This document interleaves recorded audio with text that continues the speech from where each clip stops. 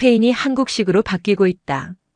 바르셀로나 공무원이 발견한 충격적 변화, 무슨 사연인지 바로 들어보겠습니다.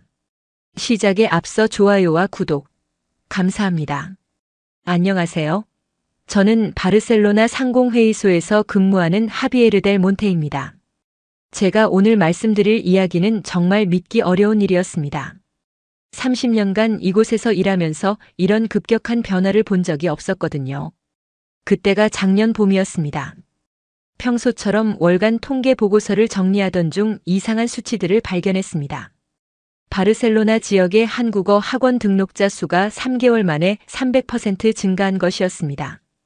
처음엔 단순한 집계 오류라고 생각했습니다. 하지만 더 자세히 살펴보니 그게 아니었습니다.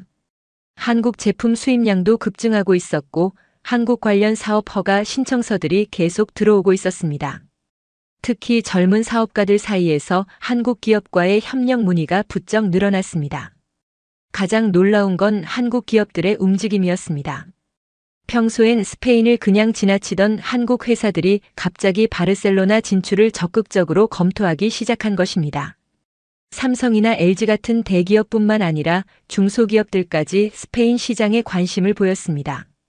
저는 이런 변화가 단순한 우연이 아니라는 것을 직감했습니다. 분명히 어떤 이유가 있을 거라고 생각했거든요. 그래서 직접 현장을 둘러보기로 했습니다. 그라시아 지구에 새로 생긴 코워킹 스페이스를 방문했을 때였습니다. 그곳에서 만난 20대와 30대 젊은 사업가들은 모두 한국에 대해 이야기하고 있었습니다. 그들이 관심을 갖는 건 K-팝이나 드라마가 아니었습니다. 한국 기업들의 일하는 방식이었습니다. 한 젊은 여성 사업가는 한국 회사들의 효율적인 업무 시스템에 대해 열정적으로 설명했습니다. 또 다른 청년은 한국 기업들의 팀워크와 멘토링 문화가 인상적이라고 했습니다. 야근이나 무리한 경쟁이 아니라 체계적이고 협력적인 방식으로 성과를 내는 것에 매력을 느낀다는 것이었습니다. 더 깊이 조사해보니 이런 관심이 실제 행동으로 이어지고 있었습니다. 몇몇 스타트업들은 이미 한국식 경영 방식을 도입해서 놀라운 성과를 거두고 있었습니다. 직원들의 만족도가 높아졌고 업무 효율성도 크게 개선되었다는 보고가 들어왔습니다. 제가 가장 인상 깊었던 건 한 IT 회사의 사례였습니다. 그곳에서는 한국 기업들처럼 선배가 후배를 체계적으로 가르치는 멘토링 시스템을 만들었습니다. 그 결과 신입사원들의 적응 기간이 절반으로 줄어들었고 이직률도 현저히 낮아졌습니다. 이런 성공 사례들이 입소문을 타면서 다른 기업들도 관심을 갖기 시작했습니다. 마드리드와 발렌시아에서도 비슷한 움직임이 일어나고 있다는 소식을 들었습니다. 하지만 저는 이것이 단순한 유행이 아니라는 것을 알 수 있었습니다. 이 젊은 사업가들이 한국에서 배우려는 건 겉모습이 아니라 본질이었습니다. 장기적인 관점에서 지속 가능한 성장을 추구하는 한국 기업들의 철학 말입니다. 그때만 해도 저는 이것이 얼마나 큰 변화의 시작인지 몰랐습니다. 스페인 전체가 한국을 배우려 하고 그 과정에서 놀라운 일들이 벌어질 거라는 것을 상상도 못했거든요. 변화의 진원지를 더 자세히 파악하기 위해 그라시아 지구를 계속 조사했습니다. 그곳에서 가장 눈에 띄는 곳은 라 테라사라는 작은 코워킹 스페이스였습니다. 평일 저녁이면 항상 20대 청년들로 가득 찼거든요. 그 공간을 운영하는 미겔 아르나우라는 분을 만났습니다. 50대 중반의 이분은 원래 전통적인 건축업을 하던 사업가였습니다. 그런데 3년 전부터 완전히 다른 일을 시작했습니다. 젊은 창업가들을 위한 공간을 만든 것이었습니다. 미겔 씨가 들려준 이야기는 정말 흥미로웠습니다. 처음엔 단순히 사무실 공간만 제공하려고 했는데 젊은이들이 모여서 하는 이야기를 듣다 보니 생각이 바뀌었다고 했습니다. 그들이 한국 기업들에 대해 이야기하는 열정이 남달랐거든요. 특히 미겔 씨의 딸 카르멘이 이런 변화의 중심에 있었습니다. 26세인 카르멘은 마케팅 전공으로 대학을 졸업한 후 작은 디지털 에이전시를 운영하고 있었습니다. 그런데 이 젊은 여성이 한국 드라마를 보면서 완전히 다른 시각을 갖게 되었다는 것입니다. 카르멘이 주목한 건 드라마 속 로맨스가 아니었습니다. 한국 회사에서 일하는 사람들의 모습이었습니다. 상사와 부하 직원 간의 관계, 동료들 간의 협력 방식, 그리고 일에 대한 책임감과 열정이 스페인과는 확연히 달랐습니다. 드라마에서 본 한국 직장인들은 서로를 존중하면서도 명확한 위계 질서를 유지했습니다. 선배는 후배를 세심하게 가르쳤고 후배는 선배의 조언을 진지하게 받아들였습니다. 무엇보다 개인의 성공보다는 팀 전체의 성공을 우선시하는 문화가 인상적이었다고 합니다. 카르멘은 이런 문화에 깊이 감동받았습니다. 그래서 자신의 회사에서 한국식 업무 방식을 시도해 보기로 했습니다. 먼저 직원들 간의 멘토링 시스템을 만들었습니다. 경험이 많은 직원이 신입 직원을 체계적으로 교육하는 방식이었습니다. 또한 중요한 결정을 내릴 때는 반드시 팀 전체의 의견을 듣고 토론하는 과정을 거쳤습니다. 개인의 독단적인 판단보다는 집단 지성을 활용하는 것이었습니다. 프로젝트를 진행할 때도 단기적인 성과보다는 장기적인 관점에서 접근했습니다. 결과는 놀라웠습니다. 직원들의 업무 만족도가 크게 높아졌고 고객들의 평가도 좋아졌습니다. 무엇보다 회사 내부의 분위기가 완전히 달라졌습니다. 서로 경쟁하고 견제하던 관계에서 협력하고 도우며 성장하는 관계로 바뀐 것입니다. 카르멘의 성공 사례가 알려지면서 다른 젊은 사업가들도 관심을 갖기 시작했습니다. 테라사에서 모이는 청년들은 카르멘의 경험을 듣고 자신들도 비슷한 시도를 해보고 싶어 했습니다. 하지만 저는 이것이 단순한 모방이 아니라는 것을 알 수 있었습니다. 이 젊은이들은 한국 문화의 겉모습이 아니라 본질을 이해하려고 노력하고 있었습니다. 상호 존중과 협력, 장기적 사고와 책임감 같은 가치들 말입니다. 카르멘의 이야기를 더 자세히 들어보니 그녀의 변화는 우연이 아니었습니다. 3년 전 한국 드라마를 처음 접했을 때부터 차근차근 준비해온 결과였습니다. 처음에는 단순히 재미있는 오락거리로 드라마를 봤다고 합니다. 하지만 시간이 지나면서 드라마 속에 담긴 한국 사회의 가치관에 주목하게 되었습니다. 특히 직장 생활을 다룬 드라마들에서 본 한국인들의 일하는 방식이 인상적이었습니다. 카르멘은 한국어까지 배우기 시작했습니다. 드라마를 더 정확하게 이해하고 싶었기 때문입니다. 또한 한국 기업들에 대한 자료를 찾아보고 한국의 경영 철학에 대해서도 공부했습니다. 그러면서 발견한 것이 한국 기업들의 독특한 조직 문화였습니다. 개인주의가 강한 서구 사회와 달리 한국에서는 팀워크와 상호 의존성을 중시했습니다. 개인의 능력도 중요하지만 그보다는 팀 전체의 성과를 우선시하는 문화였습니다. 카르멘이 가장 인상 깊게 본 것은 한국의 정문화였습니다. 직장 동료들이 단순한 업무 관계를 넘어서 서로를 진심으로 걱정하고 도와주는 모습이었습니다. 힘든 일이 있으면 함께 고민하고 좋은 일이 있으면 함께 기뻐하는 문화 말입니다. 이런 문화를 자신의 회사에 적용해보고 싶었던 카르멘은 한국식 생활 실험이라는 프로젝트를 시작했습니다. 먼저 직원들과의 관계를 개선하는 것부터 시작했습니다. 업무 시간 외에도 서로의 안부를 묻고 개인적인 고민이 있으면 들어주려고 노력했습니다. 또한 회사 내에서 선후배 관계를 명확히 했습니다. 하지만 이것이 권위적인 상하 관계는 아니었습니다. 경험이 많은 선배가 후배를 가르치고 이끌어주되 후배의 의견도 충분히 존중하는 방식이었습니다. 프로젝트를 진행할 때도 한국식 접근법을 적용했습니다. 단기간에 결과를 내려고 서두르지 않고 충분한 준비와 계획을 세웠습니다. 실수를 했을 때는 개인을 비난하기보다는 시스템을 개선하는 데 집중했습니다. 가장 중요한 변화는 의사소통 방식이었습니다. 한국 드라마에서 본 것처럼 중요한 결정을 내릴 때는 관련된 모든 사람들의 의견을 듣고 충분히 토론하는 과정을 거쳤습니다.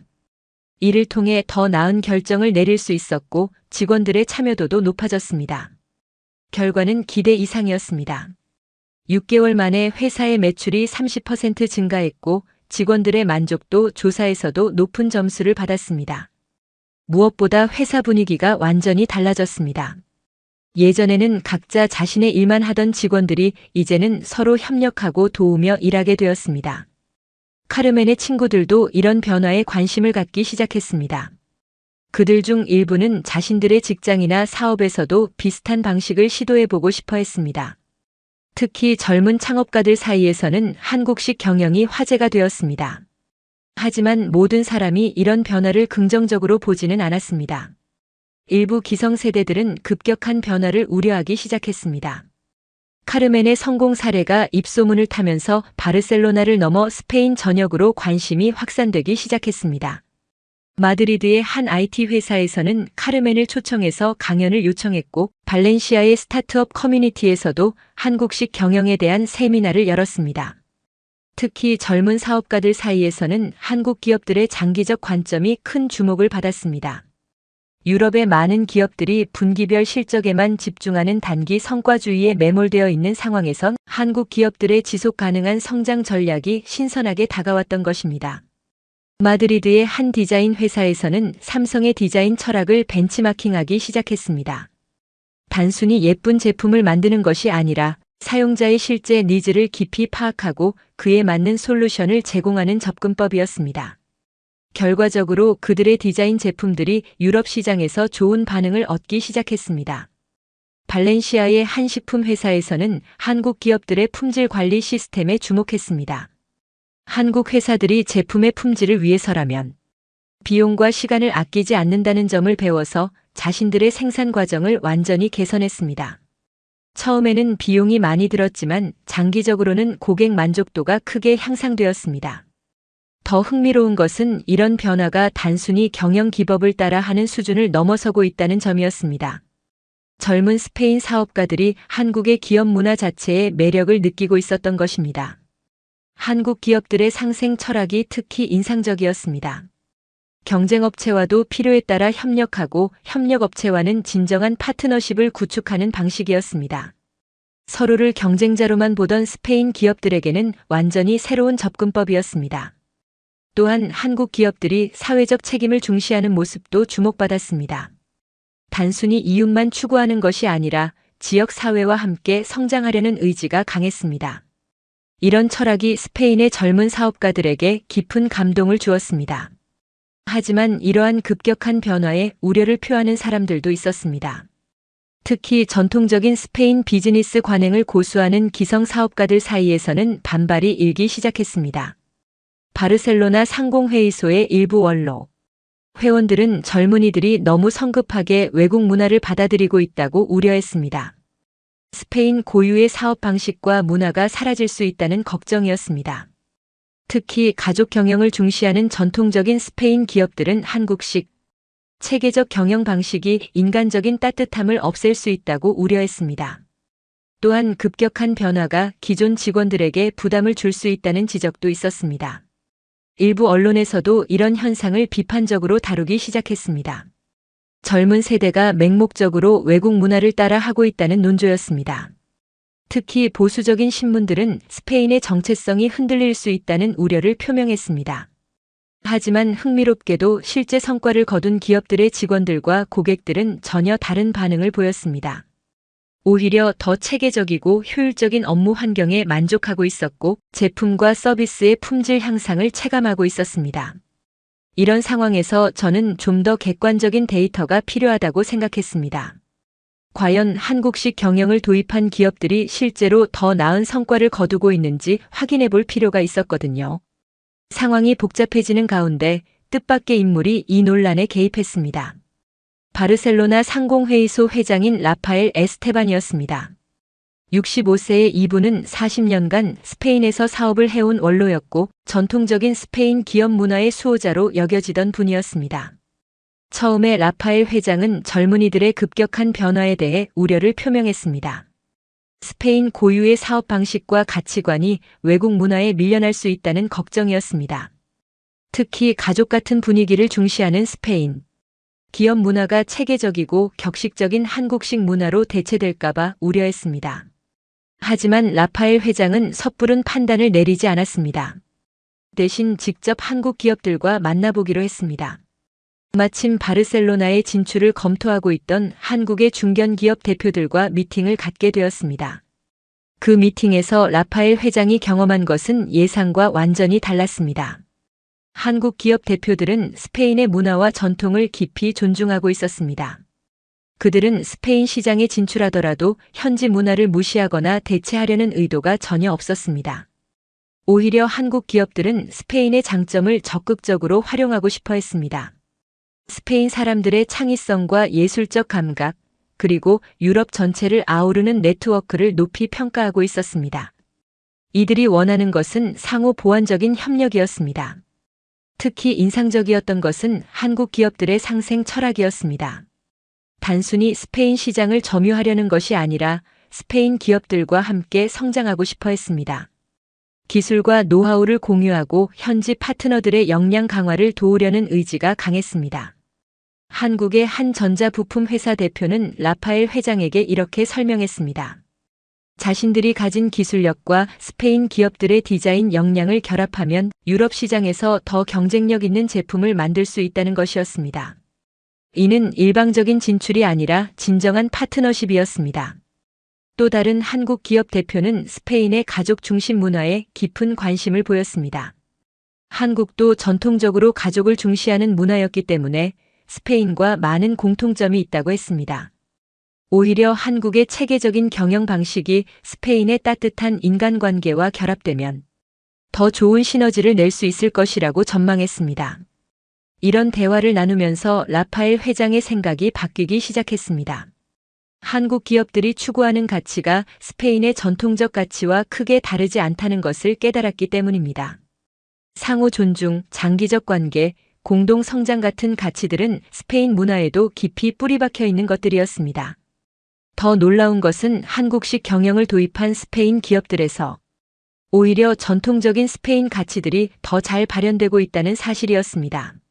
한국의 정문화와 스페인의 가족 문화가 만나면서 더 따뜻하고 인간적인 직장 분위기가 만들어지고 있었습니다.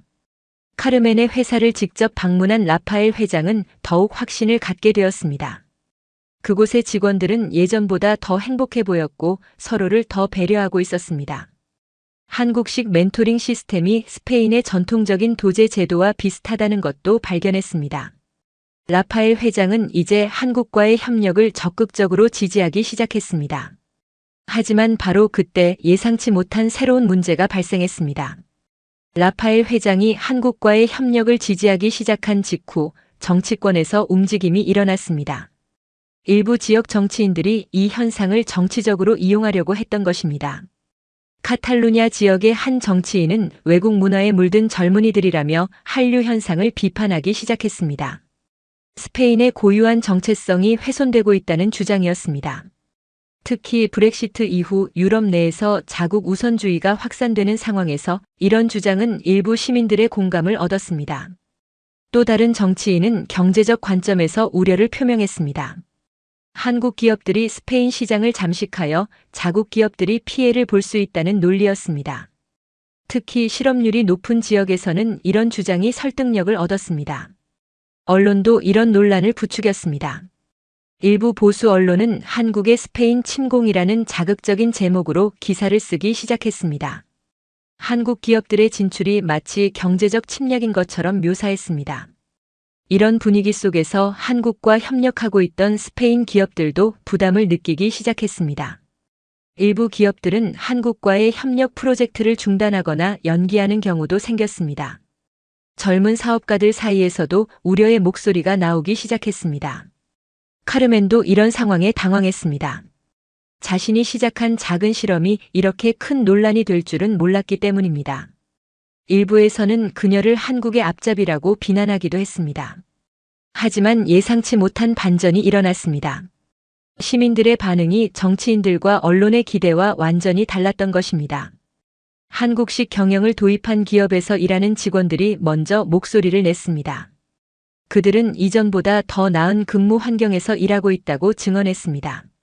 업무 스트레스는 줄어들었고 동료들과의 관계는 더 좋아졌다고 했습니다. 고객들도 마찬가지였습니다. 한국과 협력한 스페인 기업들의 제품과 서비스 품질이 눈에 띄게 향상되었다는 평가가 이어졌습니다. 특히 고객 서비스 분야에서의 개선이 두드러졌습니다. 더 놀라운 것은 중년층과 노년층 시민들의 반응이었습니다. 정치인들은 이들이 한국 문화 확산을 부정적으로 볼 것이라고 예상했지만 실제로는 정반대였습니다.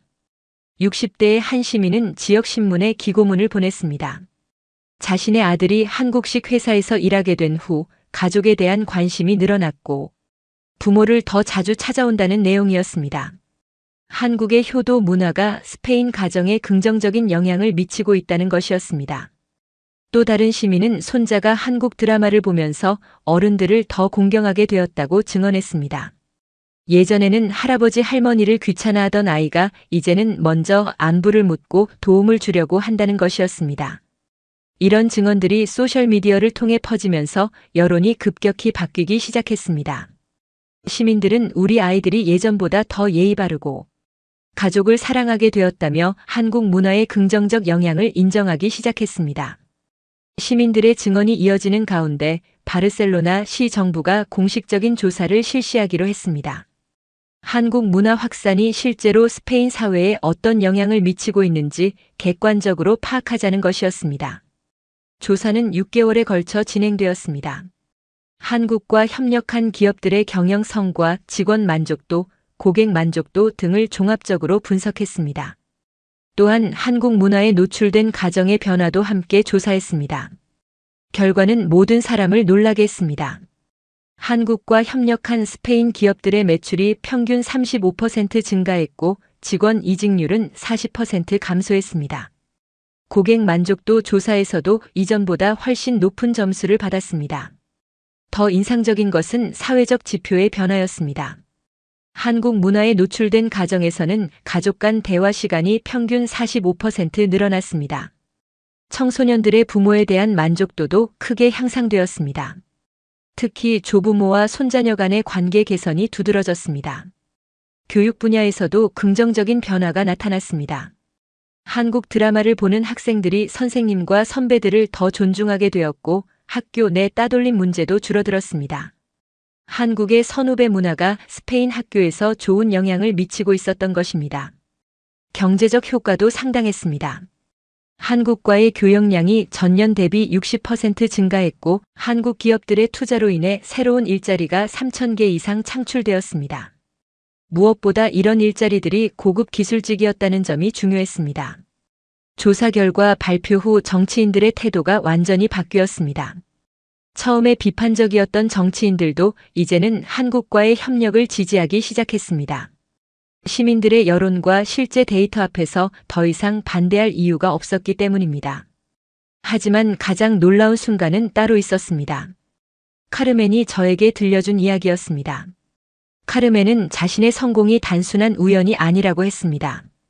3년 전부터 체계적으로 한국 문화를 연구하고 적용해온 결과라는 것이었습니다. 하지만 그녀가 한국에서 배운 것은 경영 기법이 아니었습니다. 카르멘이 가장 감동받은 것은 한국 사람들의 마음가짐이었습니다. 개인의 성공보다는 공동체의 발전을 우선시하는 정신, 어려움이 있어도 포기하지 않는 끈기, 그리고 항상 더 나은 것을 추구하는 열정이었습니다. 그녀는 이런 정신을 자신의 사업에 적용했을 뿐만 아니라 일상생활에서도 실천하려고 노력했습니다. 가족과 친구들을 더 소중히 여기게 되었고 어려운 사람들을 도우려는 마음도 커졌습니다. 이런 변화가 자연스럽게 주변 사람들에게도 전해졌던 것입니다. 카르멘의 이야기를 들으면서 저는 깨달았습니다. 스페인에서 일어나고 있는 변화는 단순히 외국 문화를 모방하는 것이 아니었습니다. 한국 문화 속에 담긴 보편적인 가치들을 받아들이면서 스페인 사람들이 자신들의 본래 모습을 되찾아가는 과정이었습니다. 또한 이런 변화가 스페인에서만 일어나는 것이 아니라는 사실도 알게 되었습니다. 카르멘이 조사한 바에 따르면 프랑스와 이탈리아, 독일에서도 비슷한 현상이 일어나고 있었습니다. 파리의 한 패션 회사에서는 한국의 장인 정신을 배워서 제품의 품질을 크게 향상시켰습니다. 로마의 한 레스토랑에서는 한국의 손님 대접 문화를 도입해서 고객 만족도가 급상승했습니다. 베를린의 한 IT 회사에서는 한국의 빨리빨리 문화를 긍정적으로 해석해서 업무 효율성을 높였습니다. 이 모든 것을 종합해보니 유럽 전역에서 조용한 한국화가 일어나고 있었던 것입니다. 하지만 이것은 문화적 침략이 아니었습니다. 오히려 한국 문화를 통해 유럽 사람들이 자신들이 잃어버렸던 가치들을 되찾아가는 과정이었습니다. 이런 놀라운 발견을 한 저는 바르셀로나 시장에게 중요한 제안을 하기로 결심했습니다. 한 스페인 문화교류센터 설립을 제안한 것입니다. 이 센터는 단순히 한국 문화를 홍보하는 곳이 아니었습니다. 한국과 스페인의 장점을 결합해서 새로운 가치를 창조하는 공간으로 구상했습니다. 한국의 체계성과 효율성, 스페인의 창의성과 자유로움이 만나는 곳 말입니다. 시장은 이 제안을 적극적으로 받아들였습니다. 시민들의 반응도 뜨거웠습니다. 특히 젊은 사업가들과 학생들이 큰 관심을 보였습니다. 라파엘 회장도 상공회의소 차원에서 전폭적인 지원을 약속했습니다. 센터 설립 과정에서 가장 감동적이었던 것은 카르멘의 역할이었습니다. 그녀는 자신의 경험을 바탕으로 한국과 스페인 기업들을 연결하는 가교 역할을 자처했습니다. 또한 젊은 창업가들에게 한국식 경영 철학을 전수하는 멘토 역할도 맡았습니다. 센터가 문을 연 지 6개월 후 놀라운 성과들이 나타나기 시작했습니다. 한국과 스페인 기업들 간의 협력 프로젝트가 50여 개 성사되었고, 이를 통해 창출된 경제 효과는 수십억 유로에 달했습니다. 더 중요한 것은 문화적 변화였습니다. 스페인 사람들이 한국 문화를 통해 가족의 소중함, 상호 존중의 중요성, 지속적인 노력의 가치를 다시 깨닫게 되었습니다. 이런 가치들은 원래 스페인 문화에도 있던 것들이었지만 현대화 과정에서 약해졌던 것들이었습니다. 한국 기업들도 스페인에서 많은 것을 배웠습니다. 스페인 사람들의 창의적 사고와 유연한 대응력, 그리고 일과 삶의 균형을 중시하는 문화를 받아들였습니다. 결과적으로 양국 모두에게 도움이 되는 진정한 상생 관계가 만들어졌습니다. 가장 인상 깊었던 것은 시민들의 변화였습니다. 한국 문화에 노출된 스페인 가정들에서는 가족 간의 대화가 늘어나고 서로를 더 배려하게 되었습니다. 특히 젊은이들이 어른들을 더 존경하게 되고 어른들도 젊은이들의 의견을 더 소중히 여기게 되었습니다. 교육 현장에서도 긍정적인 변화가 계속되었습니다. 학생들이 선생님과 선배들을 더 존중하게 되었고 공부에 대한 태도도 달라졌습니다. 단순히 성적을 위한 공부가 아니라 자신의 성장을 위한 공부로 인식이 바뀐 것입니다. 1년이 지난 지금 저는 확신합니다. 스페인에서 일어난 변화는 단순한 한류 열풍이 아니었습니다. 한국이라는 나라가 가진 깊은 철학과 가치관이 스페인 사람들의 마음을 움직인 것이었습니다. 스페인이 한국에서 배운 것은 기술이나 제품이 아니었습니다. 사람을 소중히 여기는 마음, 끝까지 포기하지 않는 정신, 그리고 함께 성장하려는 의지였습니다. 이런 가치들이야말로 한국이 세계에 줄 수 있는 가장 소중한 선물이라고 생각합니다. 지금도 바르셀로나 거리를 걸으면 한국과 스페인이 만나서 만들어낸 새로운 문화를 곳곳에서 볼 수 있습니다. 그리고 그 모든 변화의 중심에는 한국이라는 나라가 가진 따뜻한 마음이 있었습니다. 오늘 사연은 여기까지입니다. 스페인 공무원이 발견한 한국화 현상 어떠셨나요? 사연의 주인공에게 응원의 댓글을 남겨주세요. 지금까지 감동정거장에서 사연 전해드렸습니다. 사연이 마음에 드셨다면 좋아요와 구독 부탁드립니다. 시청해주셔서 감사합니다.